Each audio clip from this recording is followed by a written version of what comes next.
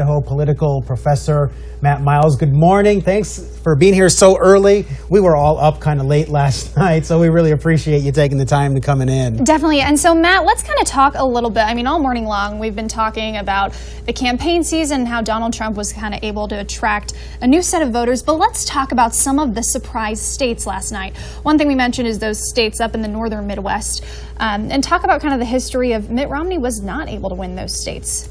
Yeah, so those states are typically referred to as the Rust Belt because that's where you had strong manufacturing, auto manufacturing, and a lot of those jobs have left for other countries. And the big question was whether or not Donald Trump would be able to make a play for the Republican Party in those states. Many thought he wouldn't be able to do it because Romney had tried and failed.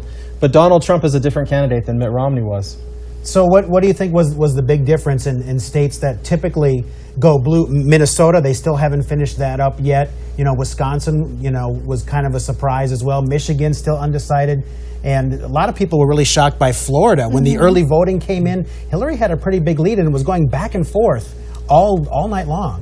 So in the upper Midwest, what I would say is that Donald Trump had a very consistent message. Jobs are leaving America. I will bring them back to America. And if you're a white working class, just a working class individual in those upper Midwest states, and you've lost your job and the president promises to bring it back, how could you not vote for a candidate like that?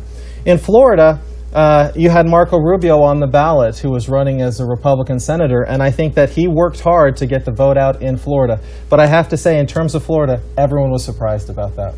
Yeah, I'm still shocked. I know, it's been such a really interesting time. But one thing, you know, you and I talked about this morning was, so we had all these poll numbers that are saying Donald Trump's going to lose, but you said there was actually one statistician that predicted a Trump presidency. Yeah, there's two things that I would talk about there. First, there was a model that came out 3 years ago that said no matter who the Republicans nominate, the Republican Party will win the presidency.